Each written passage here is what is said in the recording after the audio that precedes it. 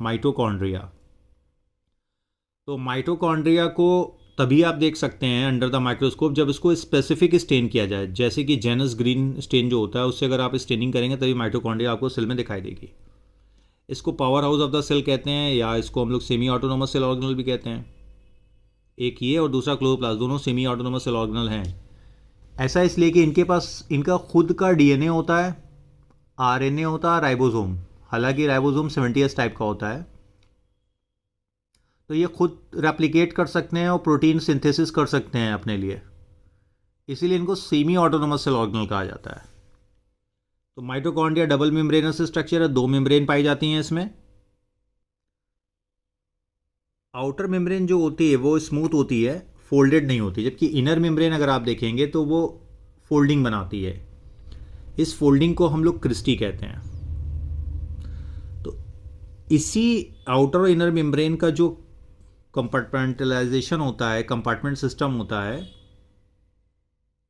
वो एक तो आउटर और दूसरा इनर एक्वस कंपार्टमेंट का फॉर्मेशन कर देता है। शेप देखें तो सॉसेज शेप हो सकता है या सिलिंड्रिकल शेप हो सकता है, डिपेंड करता है कि सेल कौन सी है। जैसे आप स्पर्म में देखोगे तो वहाँ पे माइटोकॉन्ड्रियल स्पाइरल पाया जाता है, तो स्पाइरल शेप में माइटोकॉन्ड्रिया हो सकती है वहाँ पे। साइज़ की बात करें तो 0.2 से 1 माइक्रोमीटर, एवरेज साइज 0.5 माइक्रोमीटर है डायमीटर में। लेंथ जो है 1.0 से 4.1 माइक्रोमीटर हो सकती है। अब थोड़ा सा इनर मेम्ब्रेन और आउटर मेम्ब्रेन के बारे में हम लोग देखते हैं। जो इनर मेम्ब्रेन कंपार्टमेंट है, this is field with a dense homogeneous substance called the matrix. और inner membranes form a number of infolding called the cristae, जिसके बारे में अभी थोड़ा देर पहले बोल रहा था। क्रिस्टी क्यों बन रही है? Increase the surface area for enzymatic reaction.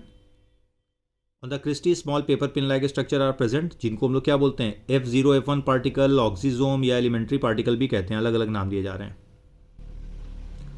जो F0 वाला पार्ट होता है वो बेस बनाता है और एक्ट करता है एज अ प्रोटॉन चैनल, जबकि F1 वाला पार्ट जो है वो हेड पार्ट है जिसमें ATP सिंथेज एंजाइम होते हैं, जो कि ATP की सिंथेसिस में मदद करते हैं ड्यूरिंग द एरोबिक रेस्पिरेशन। इसके अलावा दोनों मेम्ब्रेन के अपने स्पेसिफिक एंजाइम्स होते हैं, अपने स्पेसिफिक एंजाइम होते हैं और डिफरेंट फंक्शन परफॉर्म करते हैं। जो आउटर मेम्ब्रेन होती है उसमें एक स्पेशल पोरीन प्रोटीन होता है, जो कि स्मॉल प्रोटीन के मूवमेंट में जो माइटोकॉन्ड्रिया हमारा है उसमें मदद करता है कि अगर किसी स्मॉल प्रोटीन को मूव करना है तो प्रोटीन चैनल्स के थ्रू, जो कि आउटर मेम्ब्रेन में प्रेजेंट है, उसके थ्रू मूव कर सकते हैं विद इन द बैक्टीरिया या नॉट बैक्टीरिया, इन माइटोकॉन्ड्रिया, और माइटोकॉन्ड्रिया से बाहर अगर जाना है। अब आते हैं मैट्रिक्स पे। तो मैट्रिक्स में single circular double standard DNA molecule होगा, कुछ RNA मॉलिक्यूल होंगे और राइबोसोम होगा 70S टाइप का।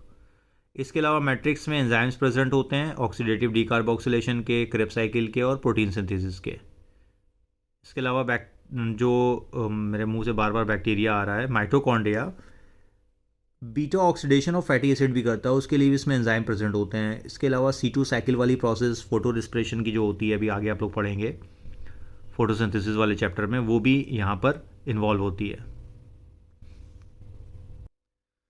फंक्शन ऑफ माइटोकॉन्ड्रिया की बात करें, it is the site of aerobic respiration. Complete oxidation of pyruvic acid take place in mitochondria. Fatty acid का भी ऑक्सीडेशन यहाँ पर होता है। C3 प्लांट की अगर बात करें तो वहाँ पे जो फोटो रेस्पिरेशन की प्रोसेस वो भी यहाँ पे इन्वॉल्व होती है। हालांकि माइटोकॉन्ड्रिया में ही नहीं होती है, क्लोरोप्लास्ट, माइटोकॉन्ड्रिया और पैरोक्सीसोम 3 सेल ऑर्गेनल इन्वॉल्व होते हैं फोटो रेस्पिरेशन में, जिसको हम लोग C2 साइकिल भी कहते हैं। इसके अलावा component of ETS electron transport system are also present in the mitochondrial membrane. Oxidative decarboxylation, Krebs cycle और ऑक्सीडेटिव फॉस्फोरिलेशन, ये सारा प्रोसेस ही आपको मिलेगा माइटोकॉन्ड्रिया में, जिसके थ्रू ATP का फॉर्मेशन होता है। तो this is about the mitochondria.